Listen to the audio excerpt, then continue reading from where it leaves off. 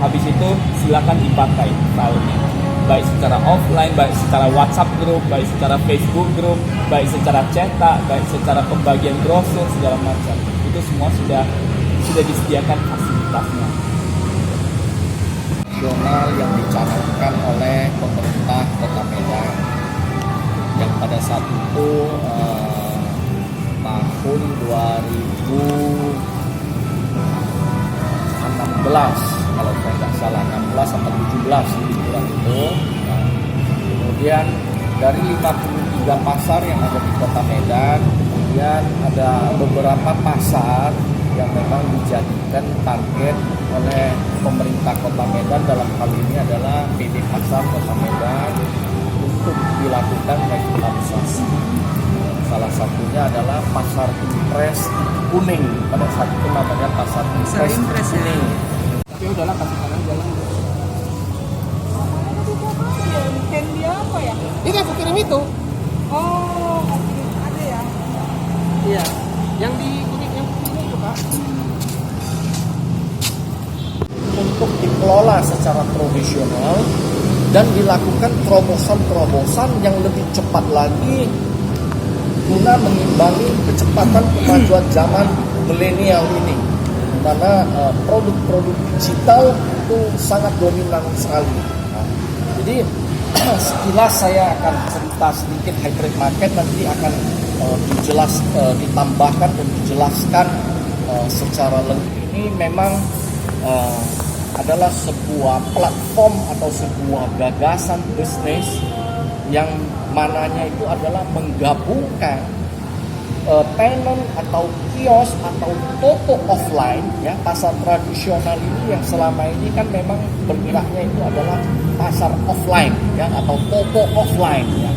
Ini adalah toko offline bergabung dengan toko online. Nah, jadi sehingga namanya adalah hybrid. Jadi artinya toko offline-nya ada dan toko online-nya ada, atau toko online-nya ada dan sekaligus dia toko offline-nya.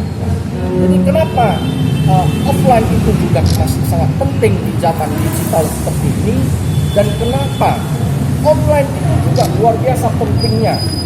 Offline punya kelemahan, punya keunggulan. Online punya kelemahan, punya keunggulan. Nah, disinilah peran hybrid market menutupi kelemahan offline, mengangkat sisi keunggulan daripada offline, nah, kemudian juga ditutupi oleh keunggulan daripada toko online, di mana kelemahan toko offline itu juga ditekan. Jadi sehingga lahirlah sebuah konsep yang artinya unggul bersama-sama antara online dan offline berjalan berbarengan. Jadi mungkin waktu dan tempat saya Tercetus karena memang ini adalah tantangan dan juga jawaban yang bisa kita pikirkan ketika masa pandemi ini. Sebenarnya ini akan dilakukan di masa yang akan di depan, tapi karena adanya pandemi mempunyai waktu yang lebih cepat, kita tarik lebih cepat dong gitu loh.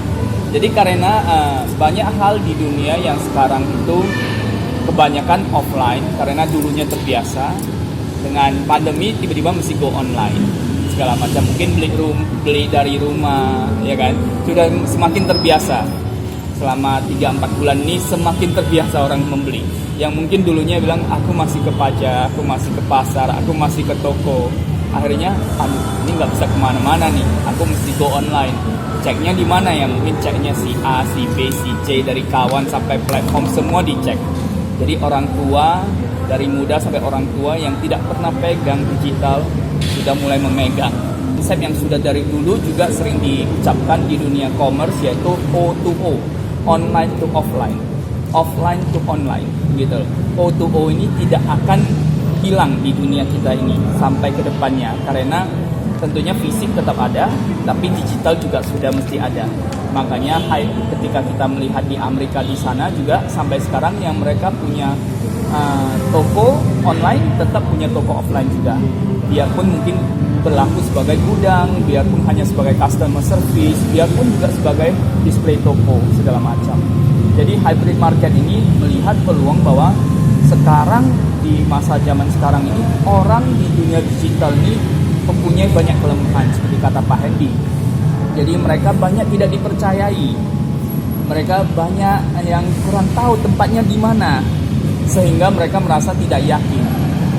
Indonesia begitu luas, Indonesia mempunyai kekuatan lokal yang begitu kuat dibandingkan hanya sebagai Indonesia secara utuh. Tapi kita mempunyai kota-kota sendiri yang sangat kuat. Jadi tentunya kalau ada hal-hal tertentu yang bisa kita beli secara lokal, kita pasti usahakan untuk beli secara lokal. Apalagi kalau harganya bersaing. Karena dengan adanya yang namanya delivery fee ataupun biaya ongkir dan segala macam, kadang-kadang bisa membuat kita sedikit kesulitan mungkin di sekitar biaya. Tapi karena ketidakhadirannya item-item ini di lokal, mau tak mau kita beli secara nasional. Nah, hybrid market mengguidance orang bagaimana yang dulunya itu dia sudah online tapi belum maksimal misalnya. Atau toko offline yang mungkin dia kepingin online tapi dia tidak ngerti bagaimana caranya.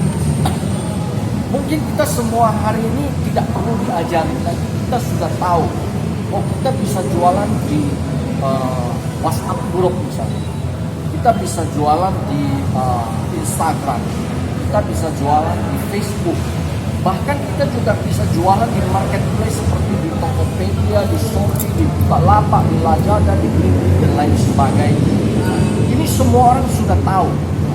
Tapi pertanyaannya adalah, bagaimana caranya supaya produk Anda itu begitu Anda taruh di WhatsApp group atau di marketplace atau di Instagram atau di Facebook, produk Anda itu bisa dilihat orang. Ini kan belum banyak yang tahu.